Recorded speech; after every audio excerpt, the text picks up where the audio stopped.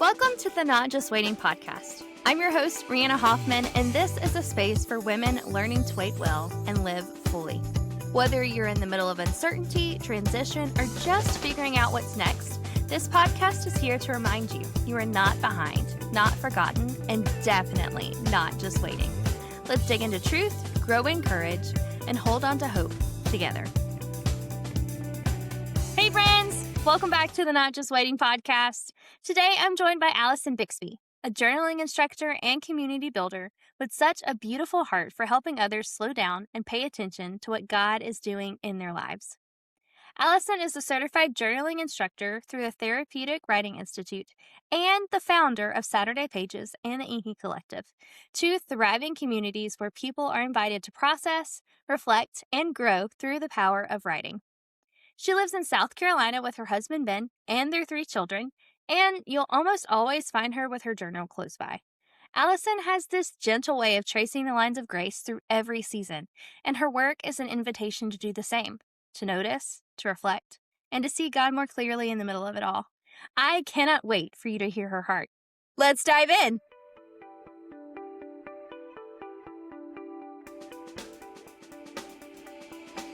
Welcome back to the Not Just Waiting podcast. I am so excited that you are here, and I am so excited that I get to introduce you to Allison this morning. We've already been chatting about how podcasting feels like a coffee chat, and I totally agree. And now it kind of makes me want a chai latte, but I'll get that later. Allison, random, what is your go-to coffee order? Oh man. Okay. So my husband makes me a latte every single morning because my coffee drive-through habit got too expensive. So he said, listen, I can make these at home. And so my go-to order from him is a double shot of espresso with half and half and 2 scoops of sugar. That's magical.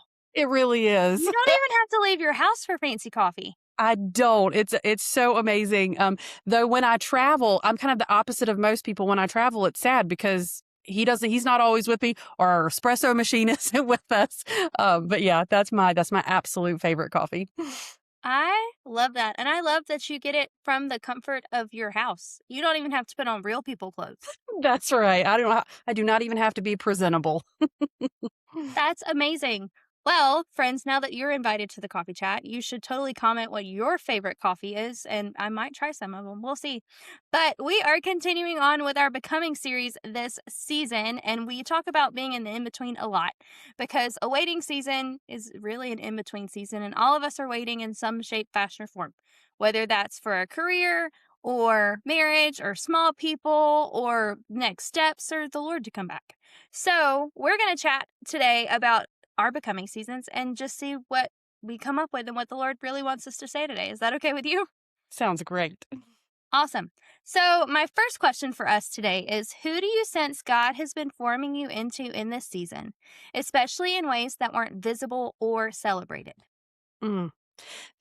That is such a good question. I love the caveat on the end of that, in the ways that aren't visible or celebrated, because it's really recognizing, I think, that God is doing things deep within us that other people can't always see, and sometimes we might even struggle, right, to like find the words for. So your question actually, like when I saw it originally, just gave me a lot of pause to think and to and even ask God, who have you been forming me to be? And I think what I've come up with is he's formed me to be a person who gives him my yes in small ways, in big ways. And I'm somebody who likes to know the plan. I want to know how things are going to turn out. And really what he's been inviting me into over the past couple of years is just give me your yes. Just give me your yes. Trust me with the next steps and whatever the outcomes are. And so it's been really a blessing to lean into that, to say yes to God, even when it didn't make sense and or I didn't understand it, because then. And it's not that we always get to see the outcome of it, but as I've said yes and gotten to see some of those outcomes and experience some understanding, like, oh, this is why God was asking me to do that. This is what he was inviting me into. That's been a really beautiful thing to see. Yeah, I have a practical question. Yeah. How do you know what to say yes to? Oh, that's a yeah, I think that's such a good question. I think it's a couple of things. I think that God is a God of order and reason and logic. And so sometimes it's just as simple as, does this make sense? Does does this look like God's provision for me, for our family in some way that we need? Does it meet that a need for us? Does it help meet a need for somebody else? Does it line up with who I know He's made me to be? And then also, as I've grown in my faith, and I've been walking with the Lord now for probably close to 25 years. And I feel like I do recognize those nudges, those gentle whispers from the Lord, that kind of interrupt my own internal narrative. And I'm like, oh, I should probably pay attention to that. Yeah, that makes sense. I am one of those people just like you that like to know the plan, that like to know what's going on, but I also have a really hard time not saying yes to everything. So when did you have to draw the line of what the Lord's yeses were versus what not your yes, but like the yes that you felt maybe shame or guilt to say yes to? Oh, yeah. So I think especially in the world we live in, there's so many opportunities. There's so many things we can say yes to and then become incredibly overloaded. And so I have learned to watch out for some kind of internal red flags that I feel like are gifts from the Holy Spirit. Things like when I hear myself saying, well, I, I can do anything for X amount of time. That feels like a justification, and usually when I say yes in those instances, I end up being in over my head or completely stressed out or maxed out, and not available to my family and my church family the way I wanna be, and so when I start to hear that conversation rolling in through my mind, I'm like, "Okay, I need to slow down, and I need to pray, I need to seek counsel, I need to really think through, if this is an opportunity of God to say yes to him, or if this is more just a time where I need to say, you know what, I'm so honored that you asked, but I can't do that. Yeah. Another practical question. It's adulting 101. How do you gracefully bow out? Mm. So, yeah, that's a hard one, especially for those of us who are people pleasers, who have a history of that, where we're kind of the responsible one who's always, carrying the load and want to be helpful. But I've really had to learn that other people's emotional reactions to my yes or no are not mine to carry. Ooh, Now, doesn't mean I have to be rude in how I say my no, yeah. right? But I really have had just to learn that like that's on them and I'm happy to hear how they feel, but ultimately that's not mine to carry. Mm. I have like feelings in my chest thinking about saying no to some Mm. things because there are some things I definitely need to say no. Because when you were talking about, yeah, I just justify it and I can do this for X number, I was like, there's that thing. So the Lord and I are going to go have a conversation, not right now, about the things that I should be saying not yes to. Um, But thank you for sharing that. I think that gave a lot of us permission to not say yes to everything because I know for me personally that I get stuck talking about being in between. I get stuck pursuing the perfect will of God and I become content with his permissive will. So when I say yes to things, I'm like, oh, the Lord is good and sovereign, which is true, 100% true. But when I say yes to things I'm not supposed to say yes to, I get in the way of his perfect will. Mhm. Because then he's just gonna get somebody else to do the thing I was supposed to do. Yeah. Yeah, and really when we're saying yes to things that probably aren't ours to say yes to, there are other things we're gonna miss out on or just not have the capacity for. And I think that God can redeem all of our answers, so I don't think he's limited by our sometimes poor decision making. Um, but nonetheless, I have found greater joy when I am actively listening for God's guidance and what it is that is probably the best to say yes to. And what's the best to say? Not right now, or no, that's not for me. Yeah. This was good. We could go home if we wanted to right now. I don't wanna go home right now, but we could. Um, Good. I have a couple more questions before I literally take you down the yes rabbit hole because I really want to, but I'm not going to.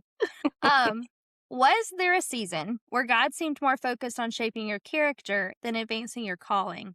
And what did that form in you? Mm, okay. So, yes, A little backstory about me. For the past 20 years, I have primarily been a college writing instructor. That's been my job. And there was a few years ago, probably about 5 years ago, I actually stepped out of teaching and said, "I'm burned out. I need a break." And I don't think I'm ever going to go back to that.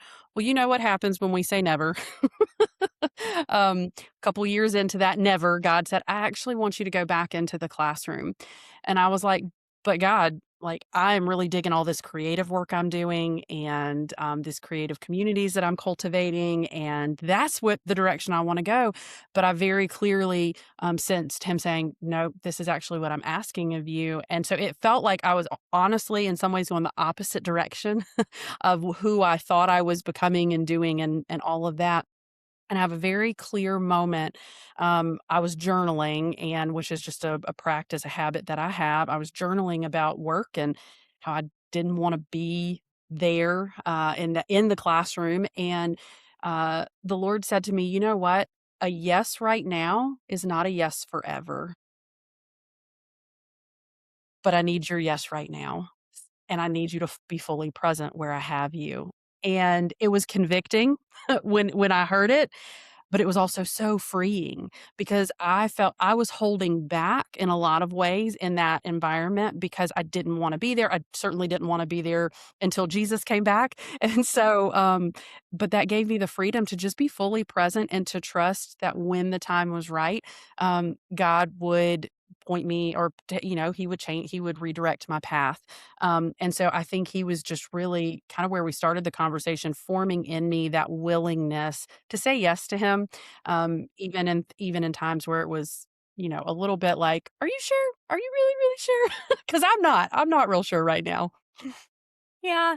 And I have definitely been in those seasons when it's like, Lord, are you sure? And then in your brain, you're like, is this the Lord? Is this the enemy? What is this? Is this just me? What is Huh? happening? Yeah. Hmm. Precisely. I do love that you have learned to listen to him because you could have very easily have been like, no, I said no, we're not doing this. Yeah. Mm, And I think too, being able to really be fully present in that season showed me that there were good things and there were gifts in even a place where I was like, "I'm not sure I want to be doing this." And it just, I don't know, it made me a lot more receptive and open to God and the work that He was doing, which is always a good thing. yeah, absolutely. And I love that he takes us to those places because he does, in fact, know better than we do, even though we pretend sometimes that he doesn't. Um, because Yep. he gets the whole plan and we don't, Yep. even though I would like it. Um, Right. I told a friend one time, I was like, "I just need the 5-year plan from God." And she's like, "I don't know. That sounds pretty stressful." I'm like, "Okay, maybe." I see both sides. The planner in me is like, I would like to know the destination. Yeah. Yep. I would like to know the destination. But then I also see but if I knew the destination, what would I do to get in my own way from getting there? Oh, absolutely, 100%. And I think too, we don't even and when we come out the other side of some of these seasons, we don't always know what the purpose is. It's not always immediate or even on this side of eternity clear. And I think we have to be okay living in that tension and just saying, "You know what? My call is to be faithful to God." And that's it. Yeah, absolutely. Mm, that's so true. Whew, this conversation is good. Real good. My toes have been stepped on. It is Oh, fine. They will be I fine. didn't even mean to. I'm sorry. You and the Lord had a whole thing going on that you didn't know about. It's one of those things the That Lord's like, tracks. I got this plan. This is why you're chatting with this girl. Um, it was for me, not anybody else, just me. Um, but as we're chatting about kind of listening to the Lord and talking about wanting the plan, there is kind of an expectation piece that comes with the plan. So, what have you had to release, whether that's those expectations, your timeline, your identity, in order to become who God is inviting you to be now? Yeah. I definitely have had to let go of my timeline because I want things to have happened yesterday. um, but then I think what God has shown me is that when I release my own timeline, and expectations for when things should happen, I can better see the faithfulness of God in all seasons. I can look back and say, you know, I can look back at another season where I was waiting, like in my 20s when I really wanted to be married and I was waiting to get married and to look back and say, you know, God was faithful through that whole season. And when I finally did meet somebody and we did get married, how beautiful of a gift it was. And even thinking about, you know, who I became in that process of waiting and what that enabled and all of that through that waiting. So it's not easy because we're a very time conscious culture even and a lot of, you know, if you're not doing this by such and such an age or have this by this point in your life, then who are you even, right? And so we really do have to kind of put our blinders on and trust that that God's timing is really beautiful and He is working things out in us as we are waiting for whatever those things are. I think I've also had to release expectations of who other people are and what they're going to do and the ways they are or are not showing up in my life. And I was having a conversation with a friend recently where she said, most of our problems with other people is they aren't who we want them to be. Right? And I'm like, Yeah. ouch. Okay, yeah, that hurt a little bit, but it's really true that I we can live with so much more joy and freedom when we release other people to be who God's made them to be and not who we think we need them to be. So yeah, those are some of the things I've taken through those seasons. You really are inside my head. I'll get out. I'm sorry. Not an hour ago, I was texting a friend who lives in a different she's really a mentor.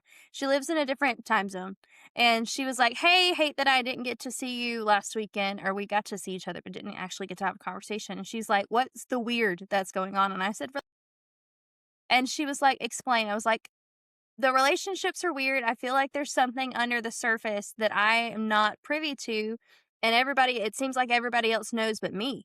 And then when you were talking about the expectations of people, the expectations of how I want them to react to me and with me is what's really getting in the way because they are people. Their lives are life and just like everybody else's is.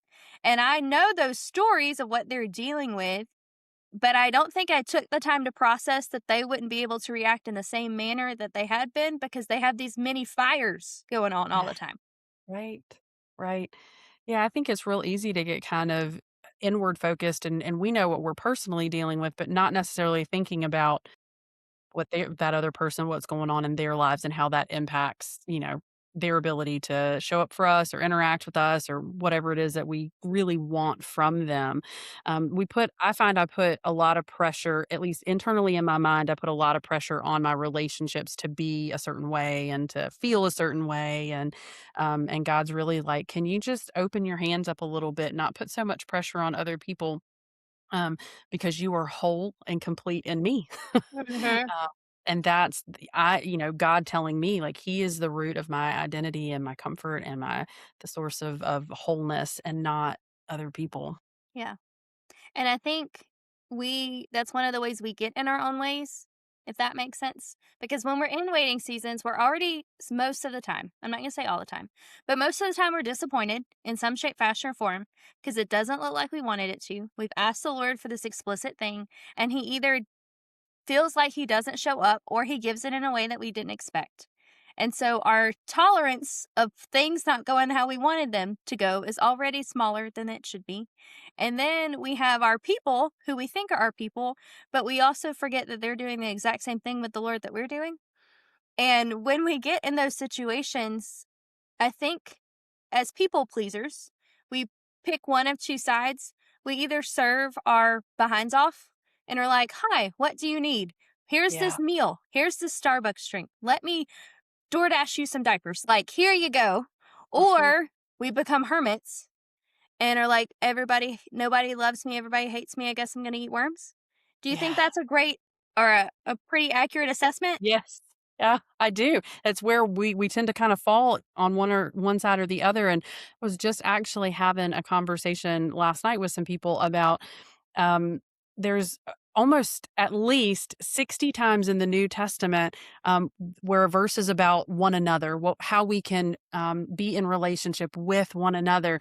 And what's interesting is those almost all of those are imperative commands. They're things we're supposed to be doing, but we get so hung up on maybe how other people are not doing these things that we Yeah. forget it starts with us, Yeah. and it doesn't have to be that we serve our behinds off to everybody all the time till we're burned out, but maybe just showing up for one person, one time, Yeah. and start there and then see where that goes. And man, being human is complicated, it feels like. It's so complicated. I joke with my mom. I'm like, "Can I resign adulting?" And she laughs at me and says, "No." Yep. I love your point about the one another's.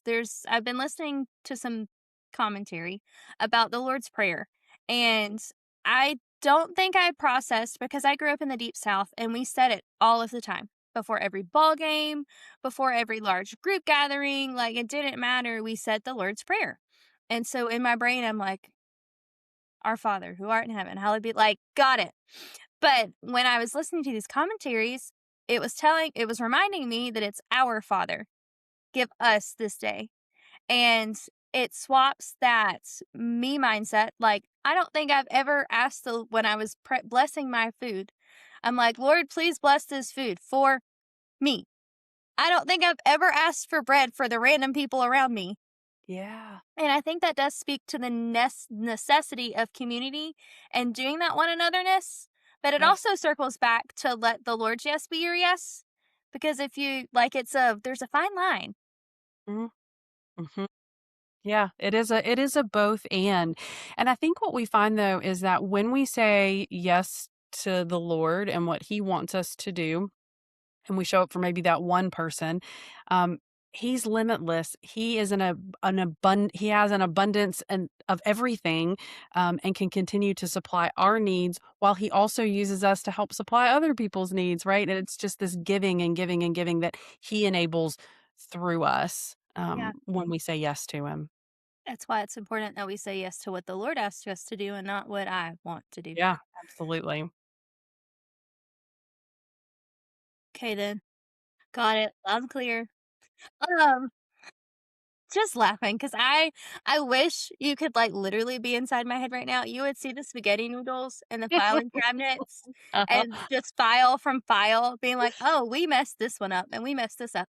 Anyway, but while we're talking about the community and the in between season, I think a lot of times we do get stuck with that expectation that these people should be doing this for me since I'm doing it for them.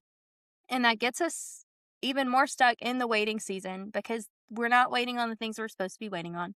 Because if I'm waiting for Sally to show up for me like I show up for Sally, we have problem because that's not what the Lord required of me or her. Yeah. Um, but in waiting seasons, there are also different ways to wait.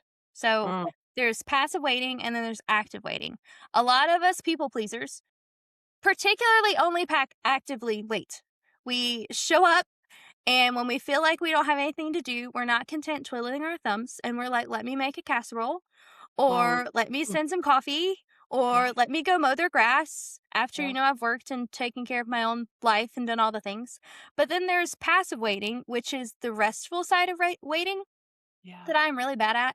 So we Mm. joke here on the podcast that my version of passive waiting is eating peanut butter cookies and watching Netflix because that is the longest you can get me to be still. Um, so, in your season right now that Mhm. you have learned all these things from the Lord, how are you waiting well? Whether that's actively, passively, a little bit of both. What does that look like for you? Yep. My favorite question to ask and for me to journal about is, God, where am I seeing you right now? Where am I seeing you today?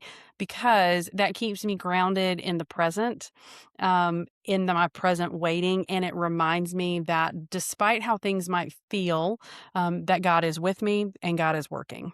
And I can be confident of those two things. And so for me, it is a bit more on the passive side, I guess, because it's introspective, but it's also proactive in seeking the Lord. And so it's a little bit of both pieces of the pie for me in that sense. Yeah.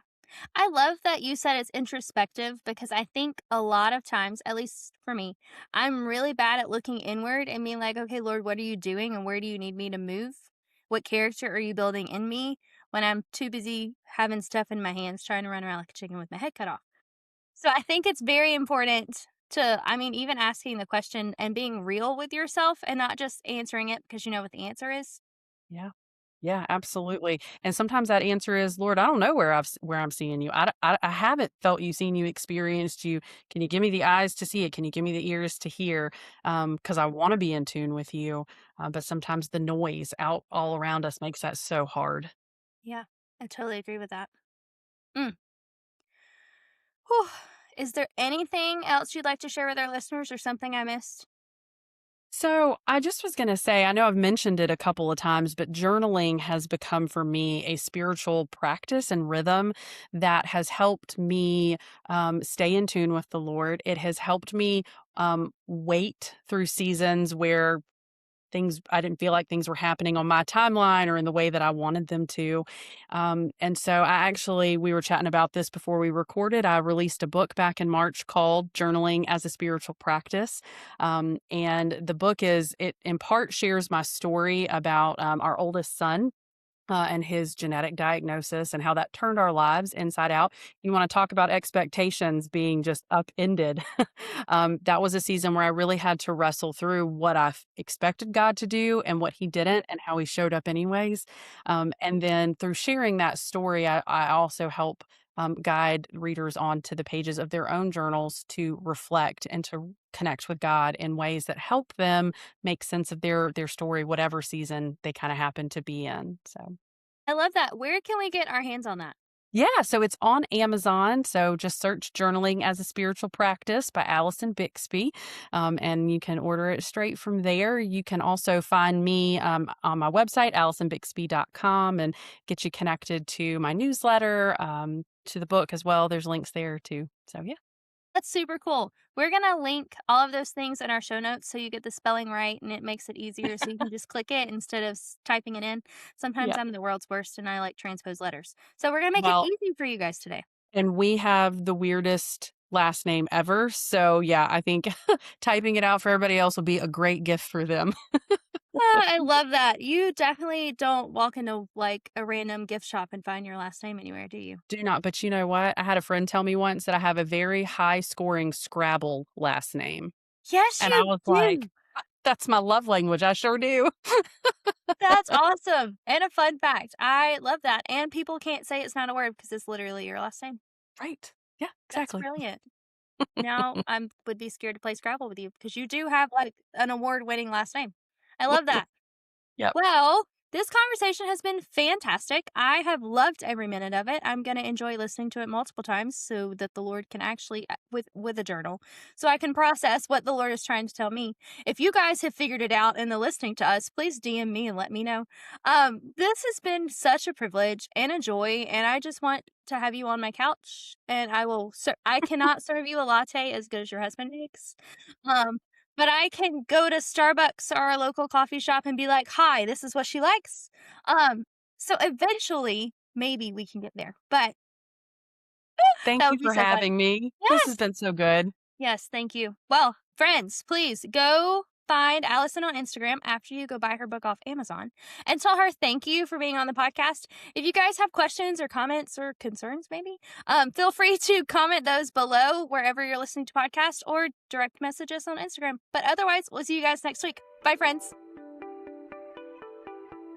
Thanks for listening to the Not Just Waiting podcast. I hope today reminded you that even in the in-between, God is working and you are not alone. If this episode encouraged you, would you share it with a friend? And don't forget to hit follow so you never miss a moment of truth, hope, and real conversation. You can find me on Instagram at rihanna.ivy.hoff and join the community over on Substack for deeper reflections and weekly encouragement. Until next time, take heart, friend. God is in the waiting with you.